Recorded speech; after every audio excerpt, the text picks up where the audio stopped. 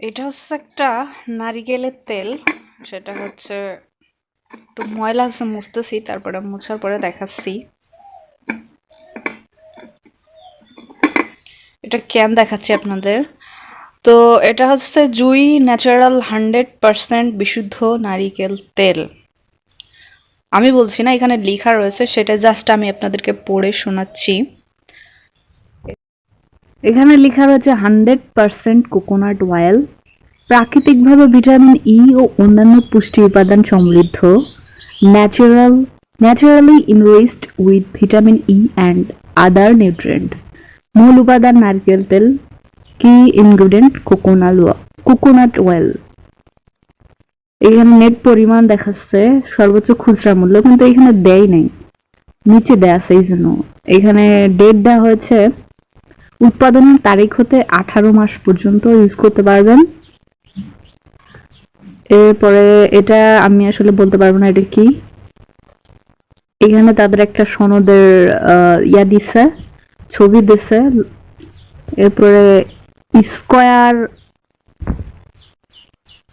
Toiletries limited মানে কোম্পানির নাম আর কি, মেরিল রোড, শালগাড়িয়া, পাবনা, বাংলাদেশ। এবং তাদের ওয়েবসাইটের লিংক, তাদের ফোন নাম্বার।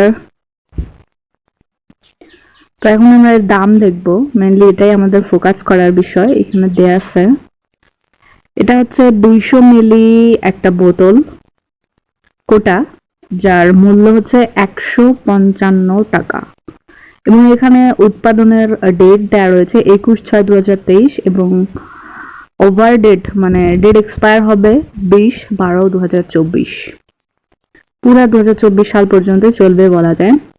তো এইটা মূলত দেখাচ্ছি এই জন্য, এটা হচ্ছে 200 মিলির দাম যদি আপনার 155 টাকা হয়, তাহলে 100 মিলির দাম হবে তো 0.5 হবে।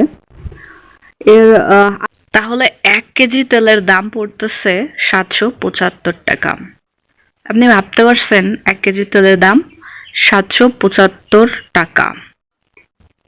এটা জানার পর আপনার কি মনে হচ্ছে, কত হওয়া উচিত ছিল? সয়াবিন তেলের দাম হচ্ছে 1 কেজির দাম পড়বে 167 টাকা, আর সরিষার তেলের দাম পড়ে হচ্ছে 1 কেজির দাম 200 থেকে 280 টাকার মধ্যেই পড়ে। তাহলে বুঝুন। আর নারকেলের তেলের দাম পড়তেছে 775 টাকা। এটা দাম কেমন হয়েছে আর দাম রাখাটা কেমন উচিত হয়েছে, আপনারা ভোক্তা হিসেবে অবশ্যই কমেন্ট করে জানাবেন। ধন্যবাদ সবাইকে ভিডিওটি দেখার জন্য।